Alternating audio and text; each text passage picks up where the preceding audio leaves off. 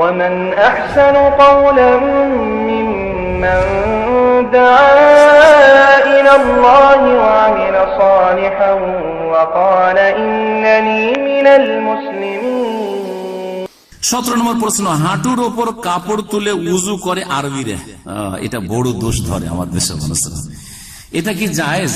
দেখেন, গোসল করার জন্য যেমন শরীরে কাপড় থাকা জরুরি না, যদি শরীর ঢেকে গোসল করেন ভালো কথা। নবী করিম সাল্লাল্লাহু আলাইহি ওয়াসাল্লাম নিজের গায়ের ওপরের কাপড় খুলতেন না। আপনি যদি মনে করেন আমি গোসলে পানি ঢালবো, তখন আমার শরীরে গেঞ্জিও যেন থাকে, এটা আপনার অধিক ভদ্রতা। বিশেষ করে আমরা বাইরে যখন গোসল করি খালি গায়ে অনেকে হইতে পারবো না, আমরা আমাদের নলকূপ গুলো বাইরে থাকে অনেক সময়, ঠিক না?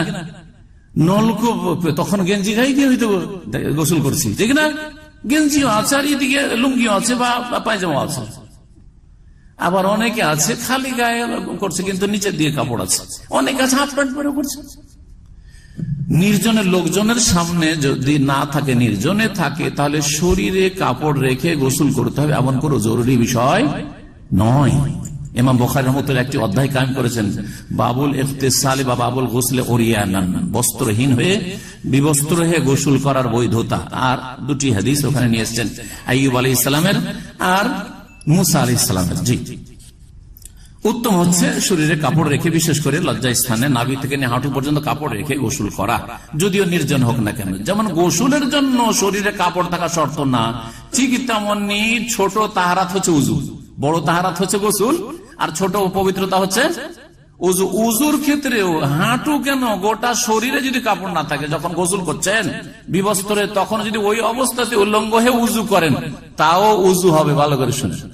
আর যদি কেউ বলে আরে দেখো দেখো আমার এই ফুতোর উপরে কেউ দেখো দেখো, খুব মূর্খ লোকেরা হয়তো কিছু লিখবে, বোঝা গেছে কিনা, ওকে বলবো যে একটা দলিল নিয়ে আসো যে উজু ভঙ্গের কারণগুলির মধ্যে হাঁটুর ওপর কাপড় উঠা। একটা দলিল নিয়ে আসো, বেশি কিছু চাই না, আমি দলিলের সাথে চলতে চাই। বোঝা গেছে কিনা? আবার বোঝাচ্ছি যে যেমন গোসলের জন্য শরীরে কাপড় থাকা জরুরি না, ঠিক তেমনি উজুর সময় শরীরে কাপড় থাকা জরুরি নাই। সুতরাং হাঁটুর উপরে কাপড় উঠলেও উজু হবে, উজু করতেও পারবেন, আর উজু নষ্ট হবে না। কিন্তু ভারত, বাংলাদেশ, পাকিস্তান, আমরাও ছোটতে ওইরকম মনে করতাম, আরে হাঁটুর উপরে যেন কাপড় না উঠে, হাঁটুর উপরে কাপড় না উঠে। শুধু তাই নয়, এক শ্রেণীর লোকেরা আমাদের ভারত বাংলাদেশ আছে, আমার কাছে ফতোয়া জিজ্ঞাসা করেছে, বিবির কাছে সহবাসে যায় তো এমন করে কাপড়কে মজবুত করে হাঁটুর সাথে বাঁধে, হাঁটুর উপরে কাপড় উঠতে দেয় না, হাঁটুর উপরে কাপড় উঠতে দেয় না। আজকাল ব্লু ফিল্ম দেখা যুগে যুবক পোলাপানদের এসব বিশ্বাস হবে না, কিন্তু কোরআনে বা হাদিসের কথা বললে ওই গোড়ারা এগুলো বিশ্বাস করবে না।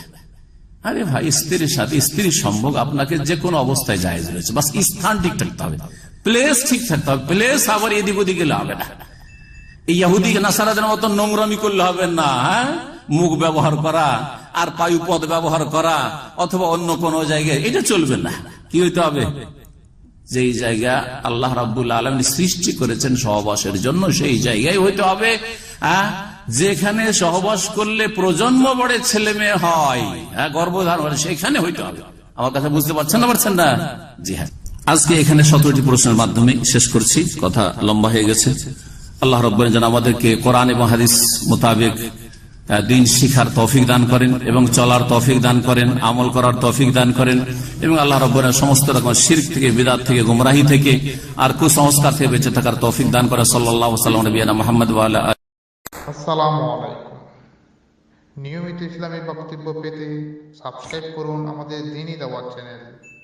ফেসবুক সহকারে বিভিন্ন জায়গায় শেয়ার করে ছড়িয়ে দিন ইসলামের বাণী।